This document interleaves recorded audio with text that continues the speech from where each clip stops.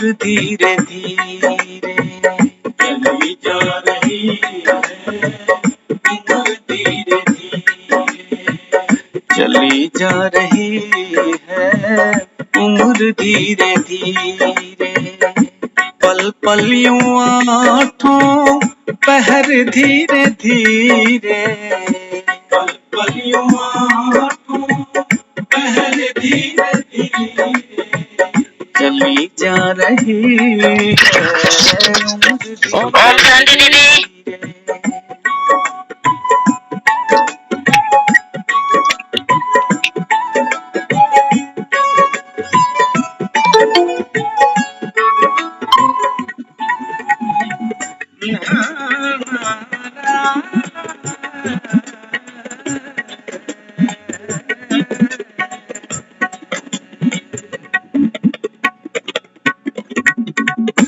बचपन भी जाए जवानी भी जाए बचपन भी जाए जवानी भी जाए बचपन भी जाए जवानी भी जाए बुढ़ापे का होगा असर धीरे धीरे बुढ़ापे का होगा असर धीरे धीरे पल पल यूं आठों पहर धीरे धीरे चली जा रही है उम्र धीरे धीरे चली जा रही है उम्र धीरे धीरे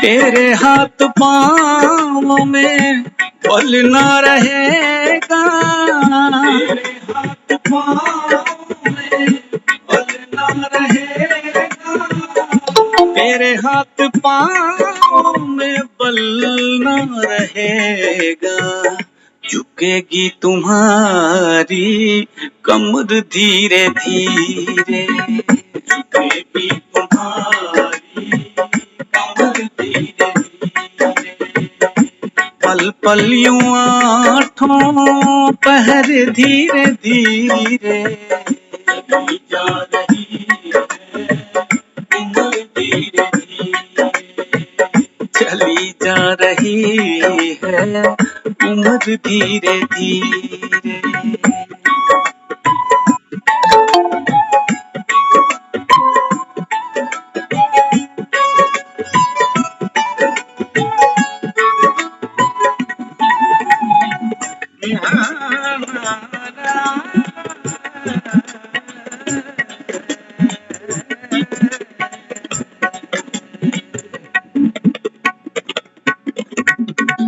शिथिल अंग होंगे एक दिन तुम्हारे शिथिल अंग होंगे एक दिन तुम्हारे शिथिल अंग होंगे एक दिन तुम्हारे फिर मंद होगी नजर धीरे धीरे फिर मंद होगी नजर धीरे धीरे पल पल यूं आठों पहर धीरे धीरे चली जा रही है उम्र धीरे धीरे चली जा रही है उम्र धीरे धीरे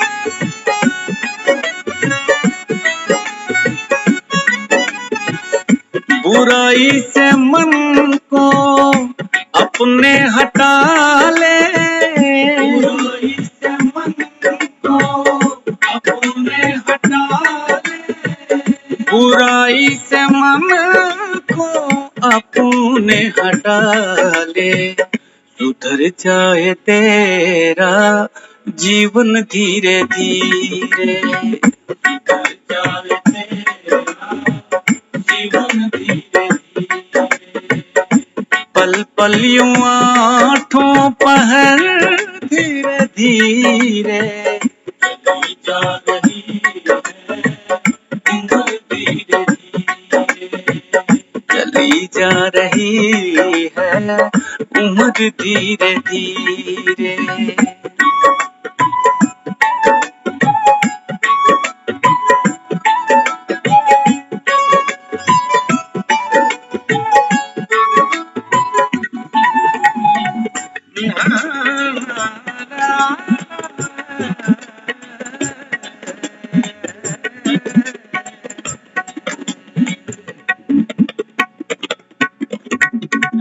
जो करते रहोगे भजन धीरे धीरे जो करते रहोगे भजन धीरे धीरे जो करते रहोगे भजन धीरे धीरे मिल जाएगा वो सजन धीरे धीरे मिल जाएगा वो सजन धीरे धीरे पल पल यूं आठों पहर धीरे धीरे मिल जा रही है उम्र धीरे धीरे चली जा रही है उम्र धीरे धीरे उम्र धीरे धीरे उम्र धीरे।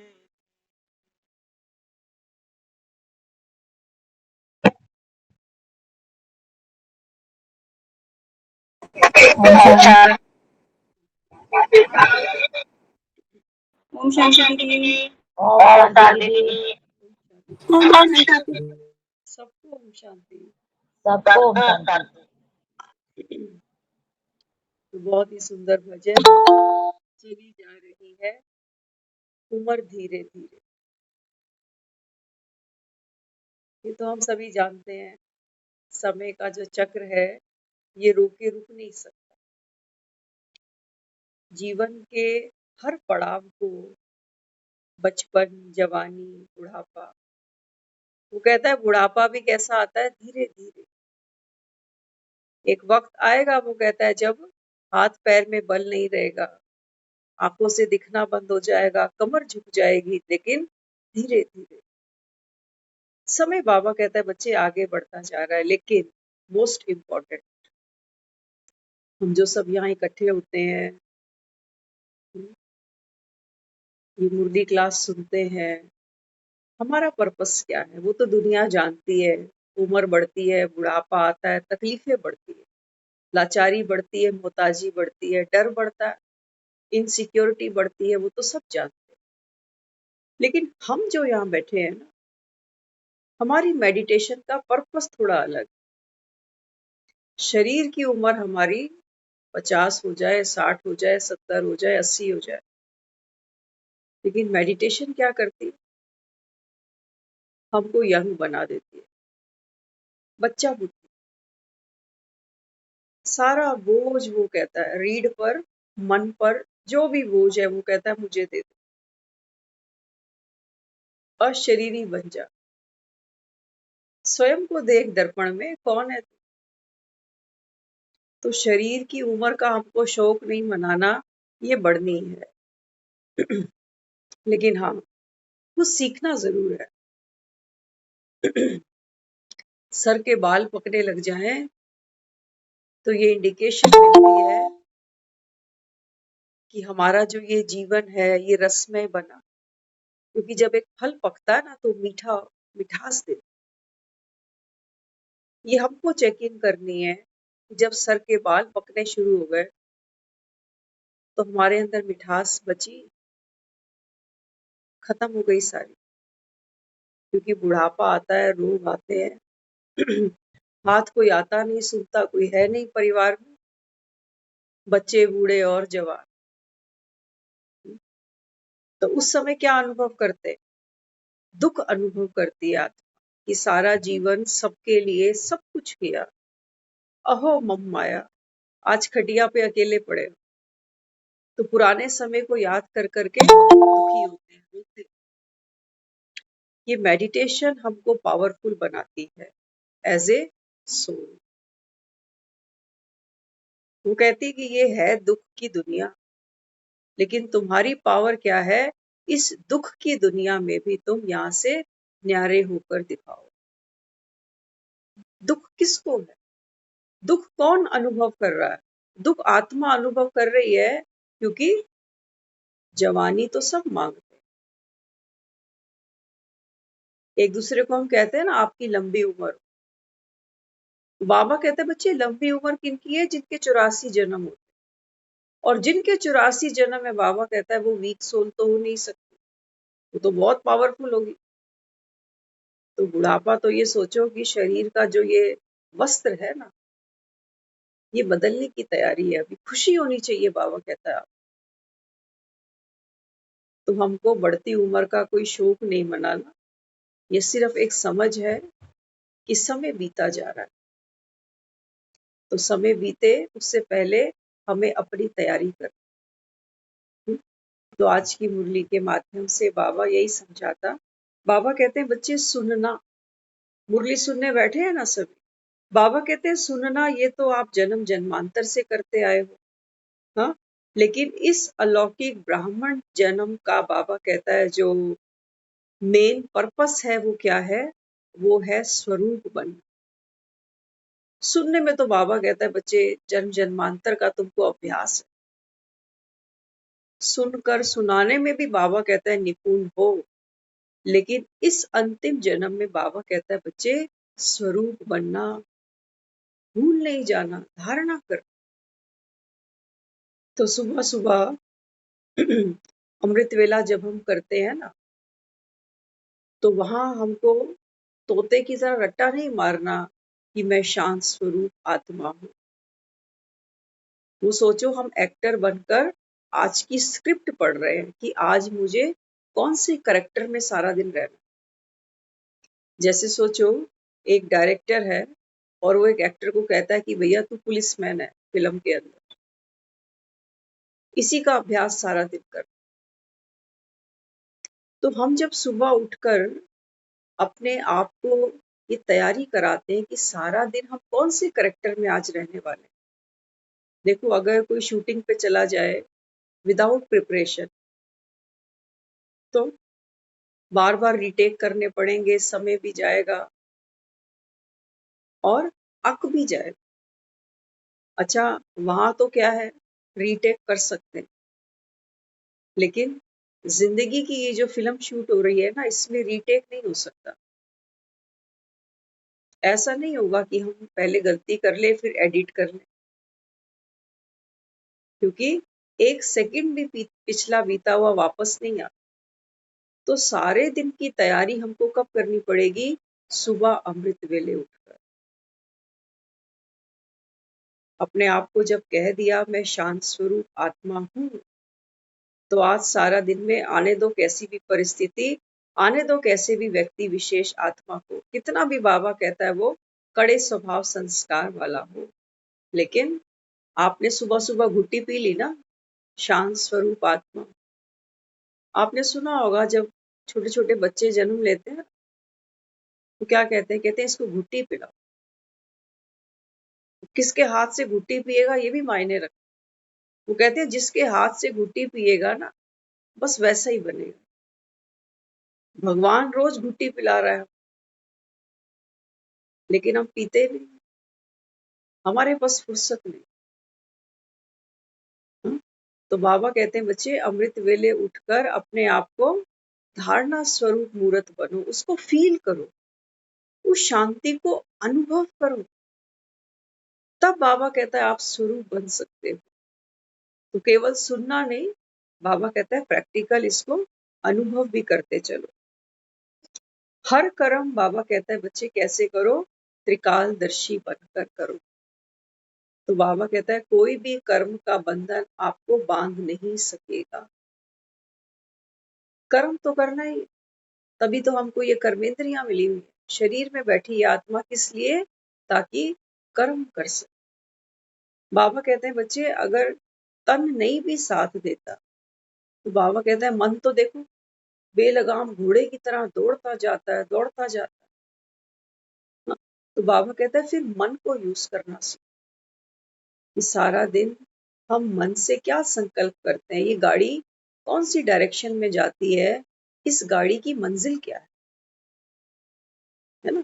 किसी बस, स्कूटर, रेल, ट्रेन में बैठते हैं तो अपना एक पर्पस होता है कि कहाँ जाना। ऐसे ही सुबह उठकर मन को भी एक काम दे दो कि आज सारा दिन में कितनों की मैंने सेवा करनी है। यही बैठे हो, जैसे सूरज निकलता है ना, अपनी अपनी बीइंग में है, एक ही जगह बैठा हुआ है और सारी दुनिया को रोशनी दे रहा है, दे रहा है।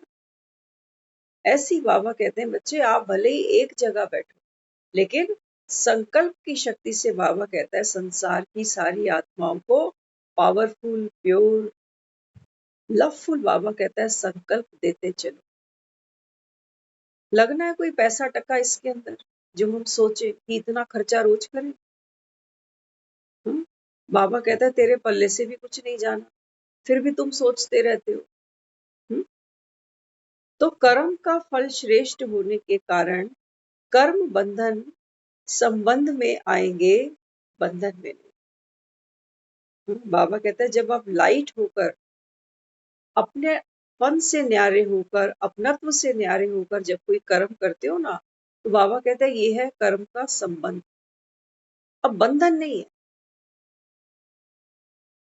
अब बाबा कहता है ये बंधन नहीं है। देखो होता क्या है, हम लोग घर में भी काम करते हैं ना, अपने अपने रसोई घर में हम सब काम करते हैं, कोई सब्जी काटा, कभी आटा गूंदा।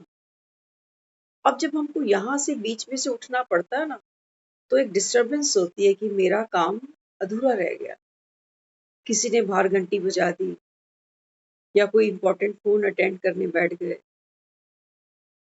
लेकिन यही काम जब हम बाहर करते हैं ना, सोचो कि कहीं सेवा चल रही है सार्वजनिक कोई, वहां से जब हमको वो सेवा स्किप करनी पड़ती है ना, तो हमें ख्याल भी नहीं आता है ना, क्योंकि वहां क्या है, वो कर्म का बंधन नहीं बांधा। हमें ये पता है कि ये काम रुकेगा नहीं, लेकिन अपने घर में हम ये मानकर बैठे हैं कि अगर मैंने नहीं किया तो ये काम रुके पड़े। बाबा कहते बच्चे आपको करना था, आप ही करोगे, कि बाबा कहता आप बंधन में नहीं करो। क्योंकि बंधन में बंध कर बाबा कहता है जब आप कर्म करते हो ना, तो हमारी इच्छा शक्ति एक तो सबसे पहले खत्म हो जाती है, क्योंकि बंधन में बंध कर कौन काम को करना चाहता, दिहाड़ी मजदूरों से पूछो। बाबा कहते हैं बच्चे बंधन क्या करता है, आपकी इच्छा शक्ति को खत्म कर देता है। हाँ, तो इसलिए बाबा कहता है क्या करो, कर्म का संबंध बांधो कि भगवान की ये सेवा है और भगवान ने मुझको निमित्त बना के रखा। तो जब तक करा रहा है करा ले, नहीं करानी होगी ना कराए, इतना बाबा कहता है लाइट पर। तो सदा कर्म करते हुए न्यारे प्यारे अनुभव करेंगे। बाबा कहता है जब आपकी ऐसी स्थिति होगी ना, तो बाबा कहता है कर्म से आप न्यारे हो जाओगे और राम के प्यारे हो जाओगे। लेकिन आज हम जिस स्थिति में अपने अपने कर्म करते हैं ना, हमारी कंडीशन उल्टी हो जाती है। हम कर्म के प्यारे हो जाते हैं और राम से न्यारे हो जाते हैं। बाबा कहता है तभी दुखी होते हैं।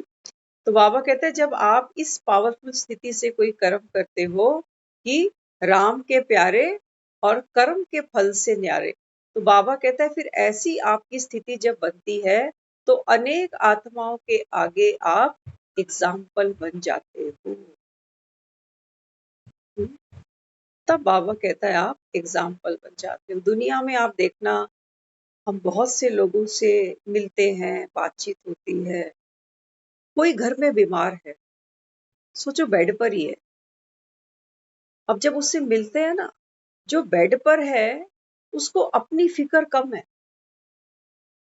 मुहताजी तो उसको फील होती है कि डिपेंडेंसी तो मेरी बढ़ गई लोगों के ऊपर, लेकिन उससे भी ज्यादा उसको क्या खाता है, उसको ये खाता है कि मेरे बेड पर आने की वजह से कितने लोगों की जो लाइफ है वो डिस्टर्ब हो रही है। उनको उनकी चिंता ज्यादा है, खुद तो हेल्पलेस है ही है, लेकिन उन लोगों को भी क्या वाइब्रेशंस दे रहे हैं हम तो दुखी है ही है, हमारा तो पार्ट है ही अभी बिस्तर पे लेटने का। लेकिन बाबा ये समझाता, बाबा कहते हैं बच्चे आपका तन बीमार हुआ, शरीर से बाबा कहता है आप बीमार हुए, लेकिन बाबा कहता है मन को तो न्यारा रखो, मन तो तंदुरुस्त रहे। लेकिन हम करते क्या है, इतनी ज्यादा अटैचमेंट होती है ना, वो जो हमारी केयर करते हैं ना घर के लोग, वो बेचारे दूसरों को फोन करके कहते हैं कि हम सेवा भी कर रहे हैं, डॉक्टर के पास भी ले जाते हैं, लेकिन क्या करें ये सारा दिन रोता ही रहता है, कुछ ना कुछ बड़बड़ाता ही रहता है। होता है, ये है डिप्रेशन का शिकार। अब डिप्रेशन एक उसको थोड़ी है, जो घर में और 2-4 लोग हैं उनको भी डिप्रेशन है। तो हमने क्या किया, अपनी डिप्रेशन को दूसरे लोगों को भी दे दिया। तो बाबा अपने को यहाँ ये समझाता, बाबा कहते हैं बच्चे तन की बीमारी मन तक नहीं आने दो, मन तक नहीं। मन बाबा कहता है बीमार नहीं करो, अगर मन बीमार हुआ तो बाबा कहता है फिर तो तन उठ नहीं पाए। और बाबा कहता है बच्चे तन उठे ना उठे, मन बाबा कहता है न्यारा रखना सीखो। जो ड्रामा में नूंद है बाबा कहता है वो हो रहा है, तू स्वीकार कर, तो तुमको डिप्रेशन नहीं हो सकती। हम क्या करते हैं, डिप्रेशन क्यों आता है, उसका कारण क्या है, रूट कॉज क्या है उसका? उसका रूट कॉज ये है कि हमने जीवन में प्लानिंग कुछ और करी है और सामने ड्रामा कोई और ही होता चला जाता, तो हमारा मन उसको स्वीकार नहीं करना चाहता, बदलना चाहता है सीन को, लोगों को, सिचुएशंस को, अपने भाग्य को, लेकिन हाथ पैर तक तो उठ नहीं पा रहे। क्या बदल देंगे हम, लोगों को बदलेंगे, अपनी डेस्टिनी बदलेंगे, क्या बदलेंगे, कुछ नहीं बदल पाएंगे। हाँ, एक चीज हमारे हाथ में है जो हम बदल सकते हैं, वो है हमारा थिंकिंग पैटर्न। लेकिन वो हम तब बदल सकेंगे जब अमृत वेले की वो शक्ति मुझ आत्मा में होगी तब, ऐसे नहीं। नहीं तो आता जाता भी बोल जाता है बीमार को, चिंता मत करो आप ठीक हो जाओगे, फर्क पड़ता है उसको? उसको कोई फर्क नहीं पड़ता। चिंता मत करो, ये हम सब एक दूसरे को सिखा रहे हैं, लेकिन चिंता सबको है, चिंता छोड़ने की शक्ति किसी के भी अंदर नहीं, अपनी नहीं, हमें तो दुनिया जहान में पता नहीं किस किस की चिंता, किस किस की चिंता खा रही है। हाँ, तो इसलिए बाबा यहाँ समझाते, कर्म कैसे करो। बाबा कहता है बच्चे कर्म के फल से न्यारे बनकर और मेरे प्यारे बनकर कर्म करो, कोई भी कर्म करो बाबा कहता है, तो ये कर्म तुम्हारी पूजा बन जाएगी। क्योंकि पूजा में भी भक्त क्या कहते हैं, पूजा वो जो निस्वार्थ हो, पूजा वो जिसके अंदर हमारी कोई डिमांड ना हो, कोई चाहना, कोई वासना ना हो, कहते हैं वो पूजा सम्माननीय है, श्रेष्ठ है। लेकिन आज तो पूजा के भी टारगेट है हमारे पंडित जी कहते हैं 1,00,000 बार ये मंत्र उच्चारण करना पड़ेगा तो ये उपाय हो जाएगा, आप हमें पैसे दे दो हम कर लेंगे। सोचो, दोष हमारी कुंडली में है। हाँ, बाबा कहता है बच्चे राहु केतु की दशा तुझ पर बैठी है, मंत्र कोई और उच्चारण करेगा, ये वही बात हो गई कि भूख मुझे लगी है, खाना कोई और खा लेगा। बाबा कहता है ये तो तुम्हारी भक्ति करी तुमने। कई लोग क्या करते हैं, जो सुनते हैं, जो भक्ति करते हैं ना, तो ठाकुर जी का जब भोग बनाना होता है ना, तो वो घर में नौकर को कहते हैं कि आज बना लो ठाकुर जी का भोग लगाना, तो नौकर बना रहा है। राम हमको सिखाता है बच्चे, सेवा अपने हाथों से करनी चाहिए। सेवा वो जिसमें आपकी मनसा, आपकी वाचा, आपकी कर्मणा, तब आपको फल की प्राप्ति हो। ऐसे नहीं कि हमने किसी से कहलवा के कर दी, तो हमारी भावना नहीं है, भावना नहीं। एक माँ होती है ना, जो छोटा सा बच्चा होता है उसके पास, हाँ, वो छोटे से बच्चे को वो खुद चम्मच से खिलाती पिलाती है कि एक चम्मच उसके मुख में डाले। बच्चा इधर उधर मुंह करता है तो कितनी बातें करती है उससे कि कैसे ना कैसे करके ये खा ले। उसकी भावना है अपने बच्चे के प्रति, हमारी है।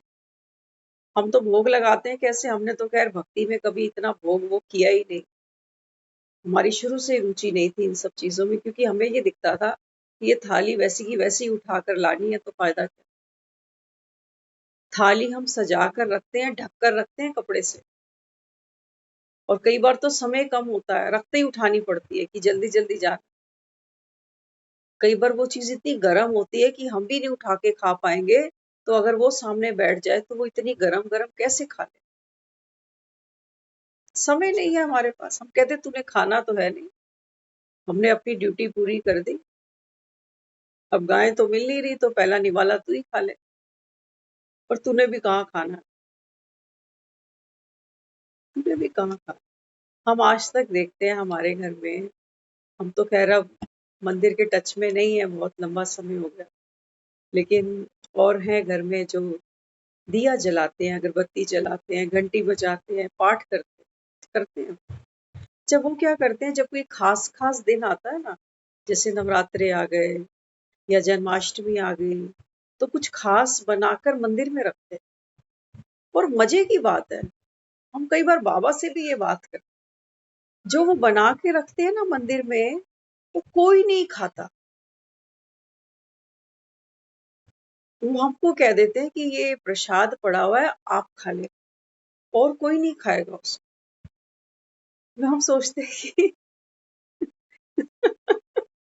बाबा कहता है ना, तेरी तस्वीरें हैं और तू इस समय चैतन्य में भी है और जड़ में भी है, तो वो हमारे लिए तैयार करते हैं, हमें खिला देते हैं कि ये प्रसाद है। हम कई बार देखते हैं कोई फ्रूट भी रखा होगा ना मंदिर में, वो नहीं खाएंगे कि देखिए आप खा लें। उनकी भावना पता नहीं अब क्या है, क्यों फ्रूट अच्छा नहीं लग रहा, या क्योंकि अक्सर ऐसी चीजें कम भी पसंद आती है कई लोगों को। हाँ, तो बाबा कहता है कि बच्चे कोई भी कर्म हो ना, वो होना कैसा चाहिए, मेरा प्यारा बनकर होना चाहिए। हम क्या करते हैं, जिनके लिए कर्म करते हैं ना, उनके प्यारे हो जाते। होता है ना, किसी के लिए कोई खास चीज बनाएंगे, कहेंगे फलाने को बड़ी पसंद, मेरे हाथ की बड़ी पसंद, तो ये हमने क्या किया, हाँ, हम सामने वाले के प्यारे हो गए और राम की उंगली हमने छोड़ दी। तो इसलिए बाबा यहाँ समझाते, बाबा कहते हैं जब आप कर्म के फल से न्यारे होते हो, तब बाबा कहता है आप दूसरों के लिए एक एग्जाम्पल बनते हो, जिसको देखकर अनेक आत्माएं भी कर्म योगी बनेगी। इम्पोर्टेंट है, सीखना चाहिए हमें दूसरों से। कईयों के चेहरों पर कोई भी काम करते हैं ना, खुशी से करते, खुशी से करते। कल एक बच्चा ही हमने देखा, वो बच्चे जो शोज देखते हैं छोटे छोटे से, तो दो मदर्स दिखाई, बच्चा एक ही था। दो मदर्स को डिफाइन किया गया कि एक मदर है वो बच्चे के साथ हर समय, जैसा बच्चा जिस मूड में होता है उसके साथ कोऑपरेट करती है। मम्मी खेलेंगे तो माँ खेलने को तैयार है, हाँ, मम्मी आइसक्रीम खाएंगे तो मम्मी आइसक्रीम खिलाने को तैयार है, मम्मी पॉकेट मनी चाहिए तो मम्मी पॉकेट मनी देने को तैयार है। और माँ जब ऐसे बच्चे को कहती है ना, बच्चे अपना रूम ऐसे नहीं, साफ सफाई रखो, तो ऐसा बच्चा जल्दी से मान जाता है। और दूसरी एक मदर दिखाई, अब बच्चा जब भी जाता है ना, तो माँ क्या करती है, उसके सामने डंडे से बात करती है कि मम्मी खेलेंगे, गो टू योर बेड, खेलने का टाइम नहीं है। अब जो बच्चा मांगता है पॉकेट मनी, मम्मा पैसे चाहिए, कहती कोई पैसे नहीं है। फिर कहती कमरा कितना गंदा रखा हुआ है आपने, आपको पनिशमेंट मिलेगी। तो दो माँ दिखा रखी, अक्सर आज के समय में तो हम जो घर घर में बैठे हैं देखते हैं, माँओं का भी जो टेम्पर है ना बहुत हाई है, क्योंकि इस समय की जो जनरेशन नीचे उतर उतर के आ रही है,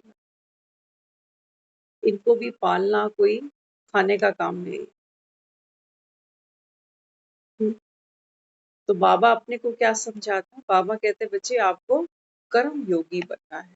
तो कर्म योगी माना, बाबा कहता है कोई भी कर्म करो, तुम्हारी खुशी गायब नहीं। अपने मन की शांति को बाबा कहता है खुद संभालो, ये सबसे बड़ा खजाना है आपका। बाबा कहता है अगर ये लुट गया तो बाबा कहता है सब लुटा बैठे। बातें तो आनी है, कयामत का समय है। बाबा कहता है कम से कम जो चीज घर से लेकर आए थे, बाबा कहता है वो तो साथ ले चलो। इसलिए बाबा कहते हैं अनेक जन्मों के अनेक प्रकार के बंधन को अनुभव करते हो, तो उसका कारण क्या है? बाप से संबंध नहीं जोड़ा। पर टेंशन होती है कभी कभी, किसी किसी की कोई कोई बात मन को चुभती है कि बताओ हमने इसके लिए इतना किया और इसने ऐसे बात कर दी, है ना। बाबा कहते हैं बच्चे ये बंधन आपको क्यों दुख देते? उसका कारण है, बाबा कहता है क्योंकि संगम पर आपने सुन तो लिया कि भगवान आया है, पर काया में प्रवेश किया है और पतितों को पावन बनाने के लिए रोज ज्ञान की मुरली सुनाता है। लेकिन बाबा कहता है बच्चे तूने मुझसे कोई संबंध जोड़ा? संबंध जोड़ा? बाबा कहता है ये अपने आप से पूछो, क्योंकि जिसके साथ हमारा संबंध बनता है ना, हमें उसकी याद ऑटोमेटिक आती है। बाबा कहता है इस समय मैं सर्व संबंध आपसे निभाने के लिए तैयार बैठा हूं, और ऐसा डायमंड चांस फिर दोबारा नहीं मिलेगा। दुनिया के सब रिश्ते हम अनुभव कर चुके हैं ना। सारे रिश्ते दुखदाई नहीं होते हैं दुनिया में, कुछ रिश्ते बहुत प्यारे भी होते हैं, लेकिन जब वो संबंध टूटते हैं, छूटते हैं, वियोग आता है जीवन में, तो वो प्यारे संबंध भी बहुत दुखी करते हैं, बहुत पीड़ा होती है उसमें, असहाय, अवर्णनीय। और बाबा कहता है बच्चे मैं तो अविनाशी हूँ। बाबा कहता है मैं तो तेरा साथ जन्मों जन्मों नहीं छोड़ता। भटकने दिया? बाबा कहता है मैंने तुम्हें पकड़ लिया ना। बाबा कहता है सही समय पे, जैसे हिंदी फिल्मों में हीरो एंट्री मारता है ना, ऐसे ही बाबा कहता है मेरी एंट्री हुई सही समय पर। बाबा कहता है मैं आपके जीवन में आया हूँ, यही उचित समय था। ये मत सोचो कि देर से क्यों आया, नहीं। बाबा हर एक के जीवन में जब बाबा ने प्रवेश किया है, तो वो ड्रामा अनुसार हमारा एक्यूरेट समय था। तो बाबा कहता है मेरा तो वायदा ही है तुमसे कि जब जब बाबा कहता है आप दुखी होगे, पतित बनोगे, शाम बनोगे, तो मैं तुमको सुंदर बनाने जरूर आऊंगा। तो बाबा कहता है मैं तो आ चुका हूं अभी। हाँ, इसलिए बाबा जी ये जो हमको शिक्षाएं दे रहा है ना, ये पावन बनने की शिक्षाएं हैं।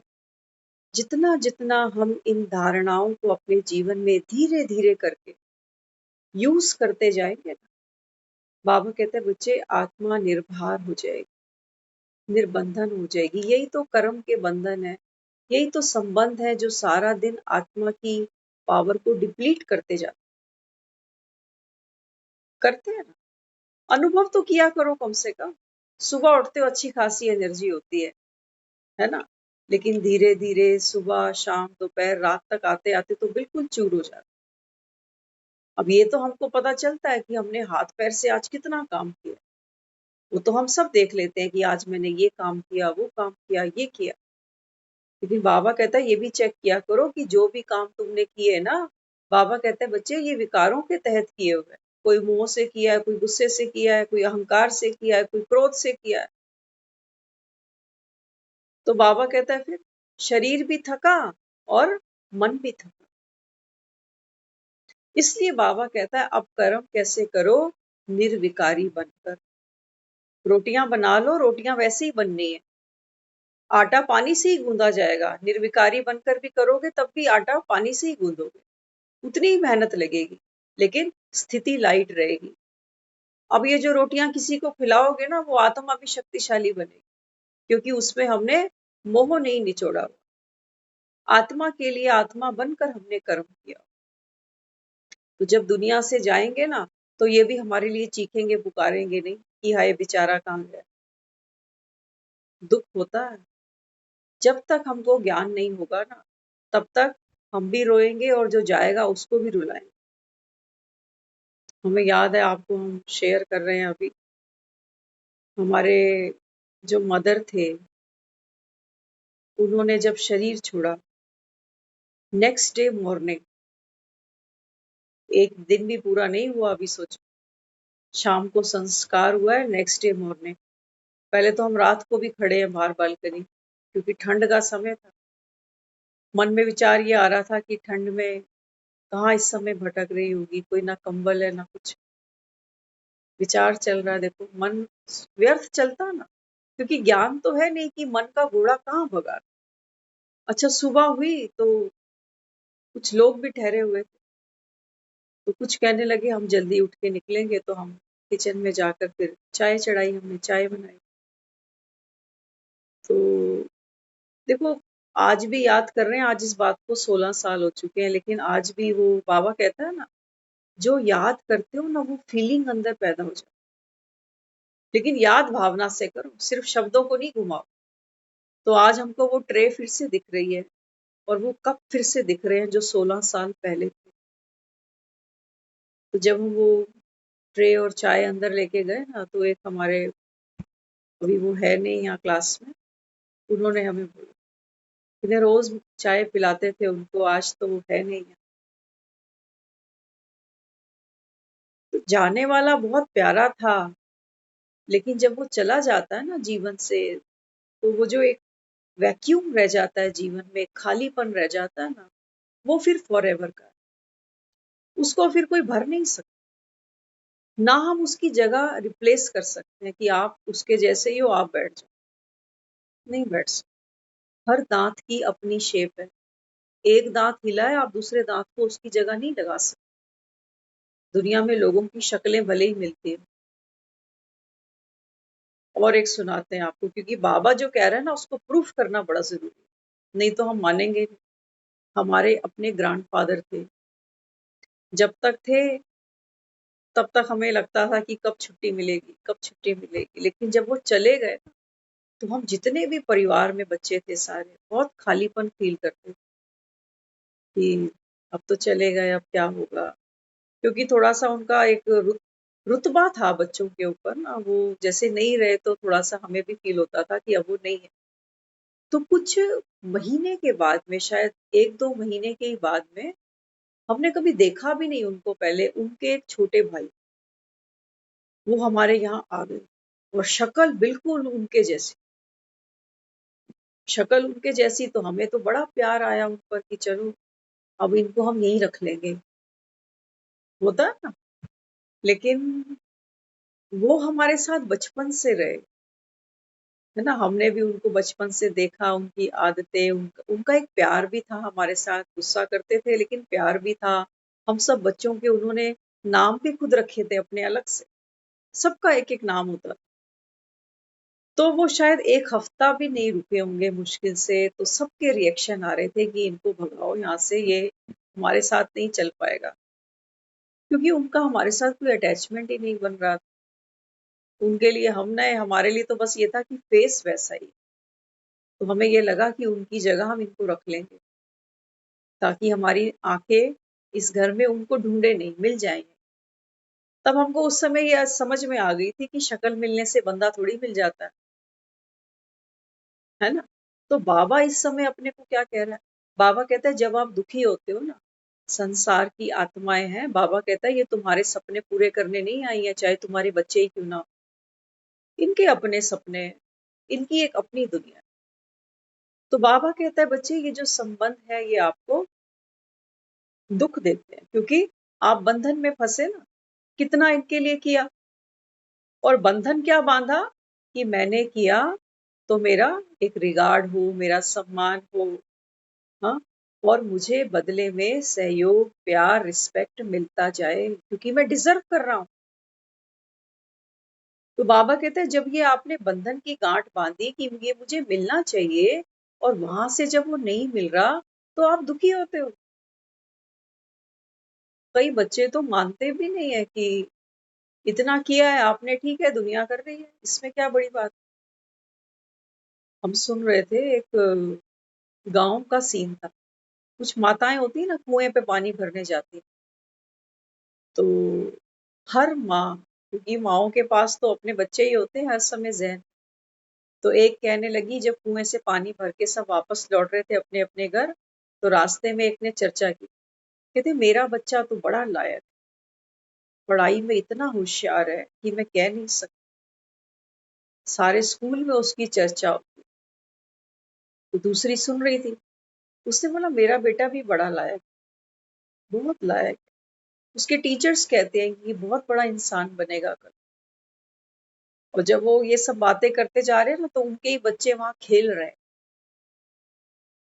उसी मोहल्ले के अंदर।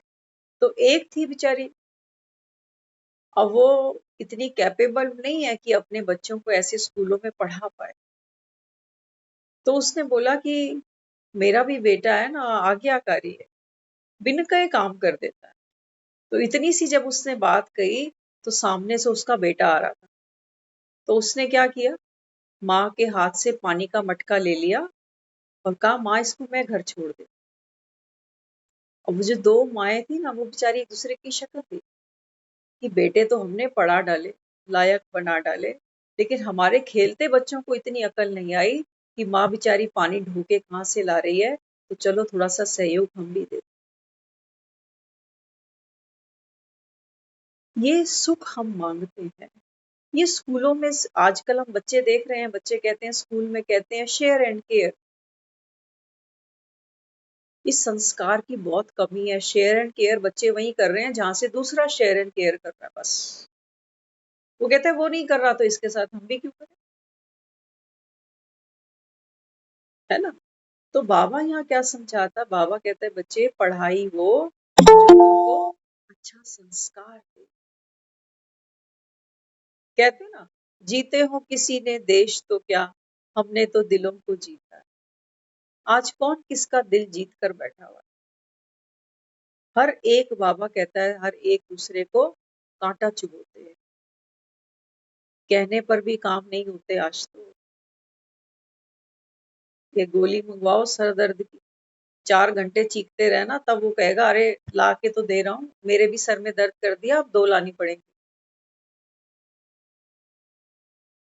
तो बाबा अपने को क्या सिखाता, बाबा कहते बच्चे ये जो पढ़ाई है ना, ये वन टाइम है, ये हमको बार बार नहीं मिलेगी, क्योंकि भगवान कहता है मैं एक ही बार आता हूँ, एक ही बार आकर तुमको इतना लायक बना देता हूँ।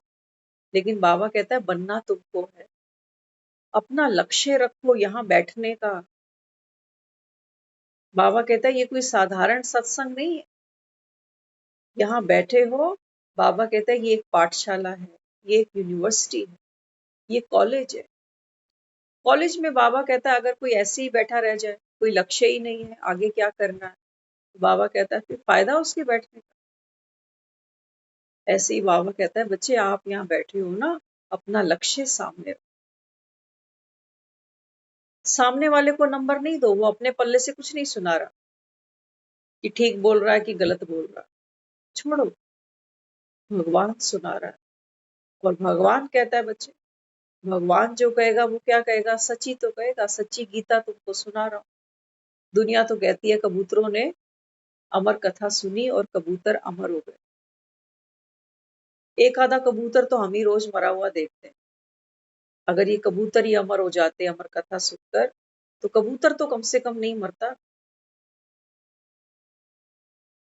तो बाबा कहते हैं बच्चे वास्तव में बात किसकी है, शरीर तो बाबा कहता है जाना ही है, चाहे कबूतर हो चाहे मनुष्य हो।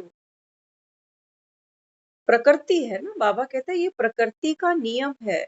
प्रकृति बाबा कहता है सतो रजो तमो, एक वर्तुल है, ये घूमेगी। बच्चा बनकर आए हो, जवान हुए, बूढ़े हुए हो, फिर दुखी क्यों हो रहे हो? बुढ़ापे से ही दुखी है। एक तरफ कहते हो लंबी उम्र, जुग जुग जियो, और बुढ़ापा आता है तो देख देख के दुखी हो रहे हैं। बाबा कहते हैं बच्चे हिसाब किताब है, चुप तू कर, चुप तू कर। हम ये जो वाइब्रेशंस फैलाते हैं ना, कई बार हम कहते हैं बुढ़ापा काटना बड़ा मुश्किल। अब जो चीज शब्दों में मुश्किल हो गई, शब्द इतने मुश्किल कर दिए हमने, इतनी वाइब्रेशंस हमने इतनी कॉम्प्लिकेटेड बना दी, तो सोचो जो भोग रहे हैं बेचारे। हम खाना चाहें तो खा नहीं सकते, पचाना चाहें तो पचा नहीं सकते, उन्हें कब्जी मार जाती है, उन्हें लूज मोशन मार जाते हैं, क्या करें? इसलिए बाबा यहाँ समझाता, बाबा कहते हैं बच्चे तन है ना, तन बाबा कहता है सतो रजो तमो के वर्तुल में घूमेगा। तो बाबा कहता है तुम प्रकृति के सहयोगी बनो, हाय हाय नहीं करो। कहता है बाबा प्रकृति पति बनो, प्रकृति पति बनो माना प्रकृति के मालिक बनो, इसके गुलाम नहीं बनो, गुलाम नहीं बनो। तो बाबा समझाते, बाबा कहते हैं बच्चे ये जो बंधन अनुभव करते हो ना, इसका कारण क्या है? बाबा कहता है अभी मैं बैठा हूं आपसे सर्व संबंध निभाने के लिए, ना कभी तेरा दिल तोड़ूंगा, ना तुझे कभी बीच रास्ते छोड़ के जाऊंगा। यही तो मांगते हैं ना, बाबा कहता है तभी तो दुनिया में रिश्ते बनाते हो ना, कि समय पर कोई हमारी सहायता करे, हमारा मन लगा रहे इसके साथ, धोखा नहीं दे हमें, है ना। तो बाबा कहते हैं मैं बैठा हूं, लेके जाऊंगा तुझे, बीच में नहीं छोड़ूंगा। है कोई दुनिया में जो गारंटी कर जाए कि जब तेरा अंतिम समय होगा ना, मैं दुनिया के किसी भी कोने में हूं, तेरे पास आके खड़ा हो जाऊं? कर सकता है कोई इतनी बड़ी गारंटी? कोई नहीं कर सकता। लेकिन भगवान कह रहा है, लेकिन हाँ वो कहता है पुरुषार्थ तेरा। तो दिल से बाबा कहता है हर समय मुझे याद कर, मैं वही हूँ, तेरे पास ही हूँ, क्योंकि राम कुछ भी नहीं है, राम केवल शक्ति ही तो है, साहस ही तो है, स्टेबिलिटी ही तो है, शांति ही तो है, धैर्य ही तो है। और क्या है राम? क्यों दुनिया कहती है राम राम की माला जप? बाबा कहते हैं बच्चे मुख से राम जपने से बात नहीं बनेगी, नहीं तो गूंगे तो बेचारे, उनका तो कभी उद्धार नहीं होगा। गूंगों से कैसे राम बुलवा लोगे? तो वो तो बेचारे गए, उनका उद्धार कौन करे? और जो बेचारे चल नहीं सकते, जो लंगड़े हैं बेचारे, ये कौन चढ़ाइयां चढ़ेगा अमरनाथ की, वैष्णो देवी की? तो ये भी गए। और जो अंधे हैं, जिनको कहते हो ना हम तो दर्शन करने जा रहे हैं, और जो अंधे हैं ये बेचारे किसके दर्शन करेंगे? तो ये भी गए। बाबा कहता है तन की बात नहीं है, इन चमड़ी की आंखों से बाबा कहता है मेरे दर्शन कोई नहीं कर सकता, तभी हम उसको छलिया कहते हैं, है ना। कृष्ण का एक हमने नाम क्या रखा? छलिया। ये बड़ा छलिया है। बाबा कहते हैं बच्चे बात तो मेरी है, मैं इन आंखों से तुझे नहीं दिखता, मैं बड़ा छलिया हूं, मन की आंखों से तू मुझे देख सकता। हाँ, तो बाबा यहाँ समझाते तन की बात नहीं, बात तो किसकी है सारी? बुद्धि की। बुद्धि का योग बाबा कहता है जब मेरे साथ लगा होगा तो मैं हर पल तेरे साथ हूँ।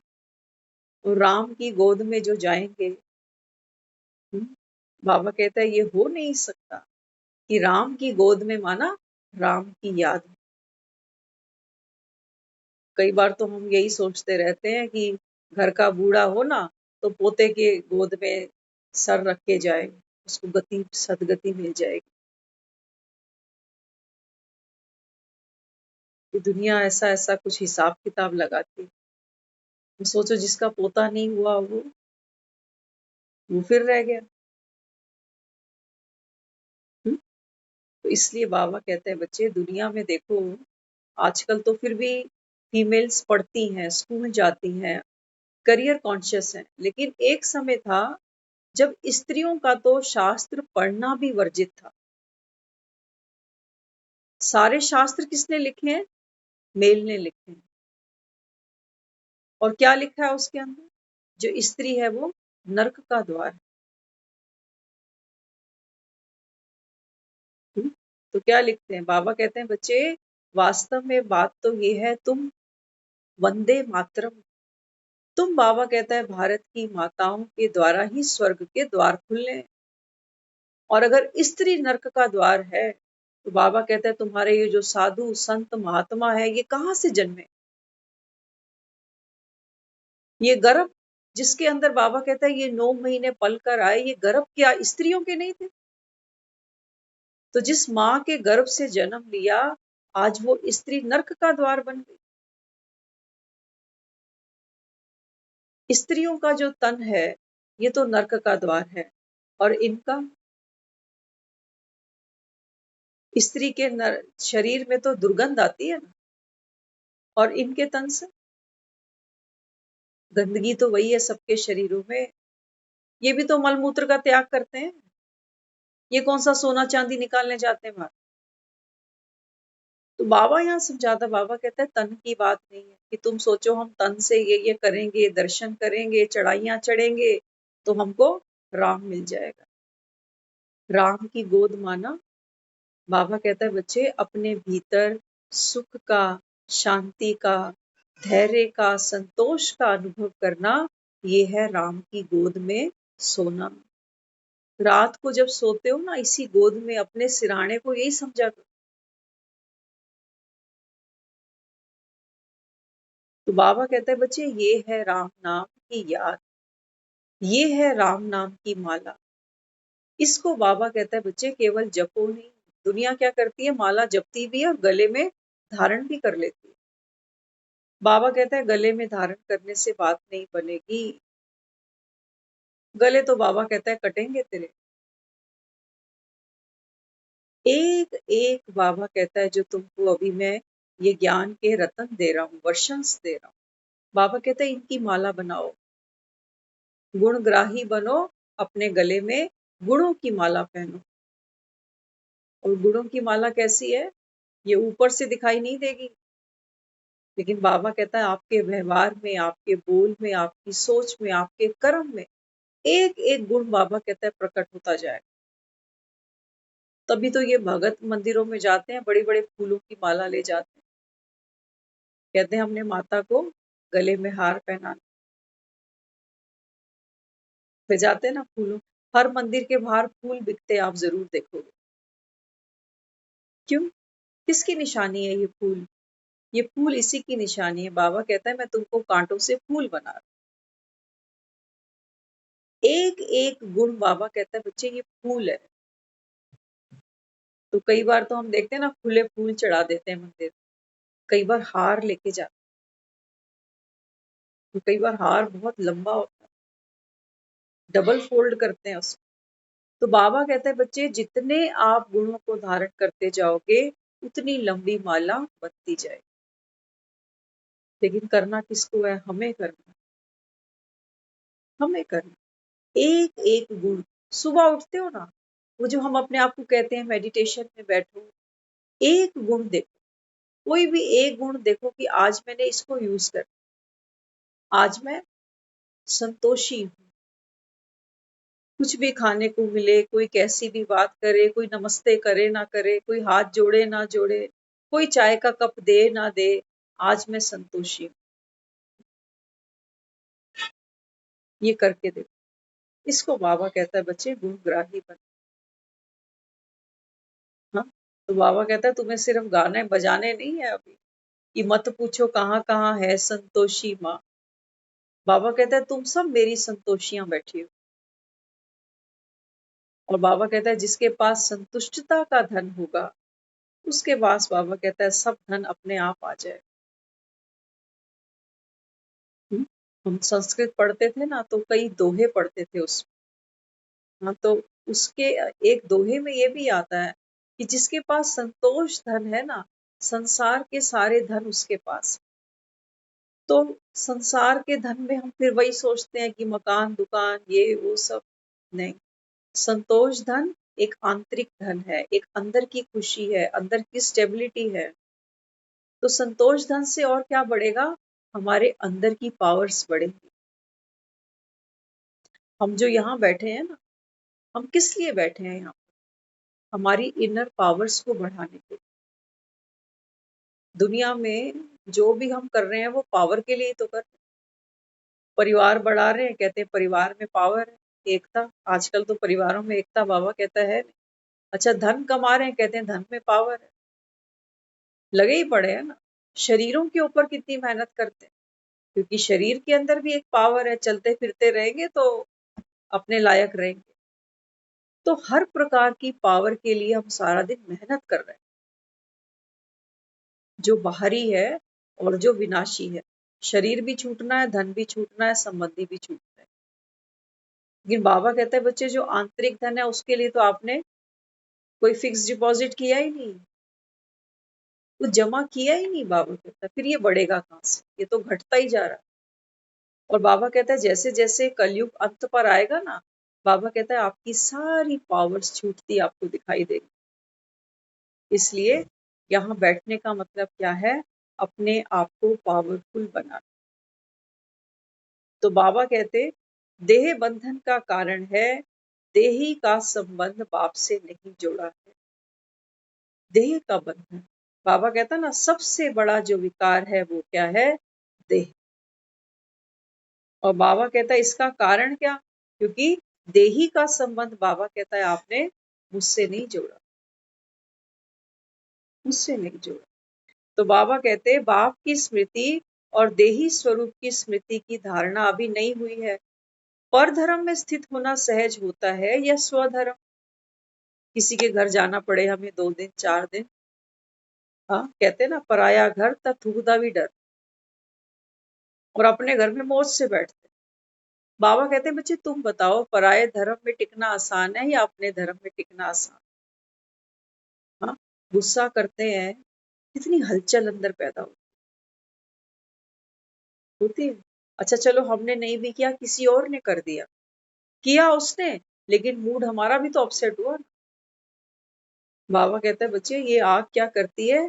भंगोर को आग लगाती है। सारे घर में एक आत्मा भी बाबा कहता है अगर उग्र है, घर में वायलेंस है, तो सारे घर का माहौल बिगाड़ सकती है। ऐसे ही बाबा कहता है अगर एक आत्मा संतुष्ट है, शांत है, तो बाबा कहता है कितना भी उग्र कोई हो उस घर में, वायलेंस हो, बाबा कहता है आप उसको थाम भी सकते हो। इसलिए बाबा कहते दूसरा बंधन है मन का बंधन। मन के बंधन का साधन क्या है? सदा मन मना भाव। मन तो खूब हलचल करता है, सेकंड में इधर सेकंड में उधर, कितनी कलाबाजियां खाता है। लेकिन बाबा कहता है अगर मन का बंधन भी आपको कमजोर करता है, उसके लिए बाबा कहता है कौन सा साधन अपनाओ? सदा मन मना भाव। हाँ, इसलिए सदा सर्व आकर्षणों से परे एक की लगन में मगन रहो। अगर अब तक मन चंचल है तो फिर क्या कहेंगे? अभी तक छोटे बच्चे हो। बाबा कहता अगर अभी तक आपका मन चंचल होता है कि ये ज्ञान में क्या रखा हुआ है, मेरी उम्र की और भी तो है, वो तो कितनी मौज कर रही है, कोई किट्टी पार्टी में जा रहा है, कोई किधर जा रहा है। तो बाबा कहता है अगर मन आज भी आपका विचलित कर रहा है, इसका मतलब आज भी आप छोटे बच्चे हो, अभी वानप्रस्थ अवस्था बाबा कहता है आपकी बनी नहीं। इसलिए पुरुषार्थ का समय बहुत तो बीत चुका, अब थोड़ा से भी थोड़ा समय रहा है। विशेष धारणाएं कौन सी हैं? बाबा कहता है उन्हें याद रखो। एक मधुरता, दूसरी नम्रता। 2 धारणाएं बाबा कह रहा है विशेष हैं, एक मधुरता और दूसरी नम्रता। इन 2 विशेषताओं से सदा विश्व कल्याणकारी महादानी वरदानी बन जाएंगे। पुराने संस्कारों का संस्कार करो। बाबा कहता है बच्चे अब जो तुम्हारे पुराने संस्कार है ना, इनका संस्कार करो। अंतिम संस्कार जाने से पहले, नहीं तो बाबा कहता है ये तेरे साथ चले जाएंगे, फिर तुझको दुख देंगे। अपने को पद्मा पदम पति समझते हो, आपके आगे नंबरवार धनवान भी क्या है? जितना धन होगा तो धन के साथ दुख भी होगा, जो दुखी होंगे वे सुख के भिखारी तो होंगे ना। बाबा कहता है बच्चे आप इस समय कौन हो समझ सकते हो? दुनिया में बाबा कहता है कोई कितना भी धनवान हो, लेकिन जितना धन आता है बाबा कहता है ये उतने दुखी होते हैं, और दुखी होंगे तो बाबा कहता है फिर सुख की भी आस रखें।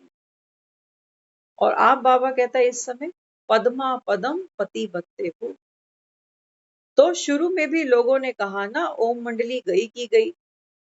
हाँ, बाबा कहता है उस समय की बात बाबा ने याद दिलाई जब ये यज्ञ शुरू हुआ था, तो बैगरी पार्ट आया था, खाने को भी नहीं था। तो उस समय भी बहुत लोगों ने ये चर्चा की कि अब तो ओम मंडली गई की गई, खाने को तो है नहीं इनके पास, 300 बच्चे कहाँ से पाल लेंगे। हाँ, तो बाबा ने कहलवाया ओम मंडली सारे वर्ल्ड में रिचेस्ट है, माला माल है, सब भूख मर सकते हैं, लेकिन बाप के बच्चे कभी भूखे नहीं मर सकते। बैगरी पार्ट चल रहा है, खाने को रोटी नहीं है, 300 बच्चे हैं साथ। दुनिया कहती है कि अब तो मंडली कई भूखे मर रहे हैं ये, लेकिन भगवान क्या कहता है? भगवान कहता है ओम मंडली इस वर्ल्ड में रिचेस्ट है, माला माल है, दुनिया भूखी मर सकती है, लेकिन मेरे बच्चे कभी भूखे नहीं मरेंगे। और हम तो अभी देखकर भी आए माउंट आबू में, जो मौज बाबा के बच्चे ले रहे हैं ना, बेफिक्री की मौज, खान पीन की मौज। हाँ, ऐसी मौज संसार में बड़े बड़े वीआईपीस के पास में भी। और बाबा ने जो कहा वो सच हो गया। आज देखो ओम मंडली कहाँ पहुंच गई। तो इसलिए बाबा कहते हैं दुनिया भले ही भूखी मरेगी, लेकिन भगवान के बच्चे कभी भी भूखे नहीं मर सकते, क्योंकि अमर भर का वरदान मिला हुआ है ना। सदा अटेंशन रहे तो स्मृति का तिलक अमिट और अविनाशी रहेगा। बाबा कहते हैं बच्चे अपने भाग्य के सितारे को और चमकाओ। कैसे? बाबा कहता है हर समय ये स्मृति रखो कि मैं भगवान का बच्चा हूँ। तो तिलक कैसा लगाओ? अमृत वेले उठते ही बाबा कहते हैं स्मृति का खुद को तिलक लगाओ कि मैं आत्मा अविनाशी भाग्य की अधिकारी हूँ, स्वयं भगवान ने मेरा भाग्य बनाया है, अपना बनाकर, अपनी शिक्षाएं देकर। आज कहा ना बाबा ने तुम्हारे लिए रोज सतगुरु आ रहे, क्योंकि रोज सतगुरु आकर तुमको ज्ञान सुनाता। तो बाबा कहते हैं बच्चे दुनिया के लिए तो हफ्ते में एक सतगुरुवार आता है, लेकिन मेरे बच्चों के लिए रोज सतगुरुवार है, क्योंकि सतगुरु रोज तुम्हारे सामने बैठता है और तुम बच्चों को मुक्ति, जीवन मुक्ति का वर्षा सहज दे रहा है। दुनिया तो कितना पुरुषार्थ कर रही है, बेचारे जानते भी नहीं नरक स्वर्ग है कहाँ पर, मुक्ति जीवन मुक्ति है कहाँ, मोक्ष क्या है, कुछ नहीं जानते लोग। लेकिन बस ये है कि भक्ति की जो भेड़ चाल है वो एक दूसरे को देख के करते जाते। और बाबा कहता है बच्चे यहाँ सेकंड में बाबा कहता है मैं तुमको वर्षा दे दूंगा, लेकिन बाबा कहता है बच्चे सिर्फ सुनते नहीं जाना, अब धारणा मूर्त बनना। और बाबा कहता है अपने भाग्य की लकीर को बढ़ाओ। उठते बैठते बाबा कहता है ये अविनाशी तिलक की स्मृति रखो कि मैं कौन, मेरा कौन, भगवान मेरा, और भगवान का सब कुछ मेरा। तभी बाबा कहता है ना तुमको मैंने त्रिलोकीनाथ बनाया, त्रिनेत्री बनाया, त्रिकालदर्शी बनाया। तो बाबा कहता है बच्चे मेरे जैसा सुख तुमको संसार में और कहीं नहीं मिल सकता। तो सच्चे सुख को पहचानो। दुनियावी सुख की बात नहीं करता वो कि कितना बड़ा तुम्हारा फ्लैट है, कितने बच्चे हैं, क्या कमाते हैं, वो सब नहीं। बाबा कहते हैं बच्चे इस समय आत्मा अपने आंतरिक सुख को अनुभव करे, कि ये वो सुख है अतीन्द्रिय सुख जो संसार के भीड़ में, मेले में मुझे आज तक कभी मिला ही नहीं। हर चिंताओं से बाबा कहता है अपने आप को फारिग कर दो, निर्भर हो जाओ, निर्बंधन हो जाओ। ये युक्ति संसार में बाबा कहता है दूसरा कोई जानता ही नहीं है जो तुम्हें बता दे। इसलिए अब बाबा कहता है बच्चे घर जाने की तैयारी करो। ओम शांति।